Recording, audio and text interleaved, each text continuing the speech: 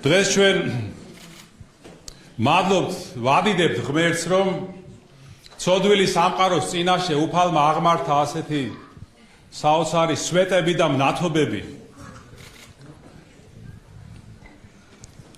რომლებმაც არამხოლოდ თავისი დიდებული ეპისტოლეებით, არამედ თავიანთი ცხოვრებითაც უქადაგეს მთელს მსოფლიოს ჭეშმარიტება და მაგალითი მოგცეს ღვთის რწმენის და დიდი სიყვარულის. წმინდა მოციქულმა პეტრემ მოგცა დიდი მაგალითი რწმენისა, როდესაც ნავიდან გადმოვიდა და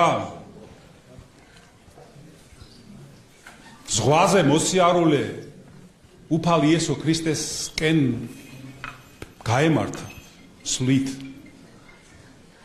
და ჩვენც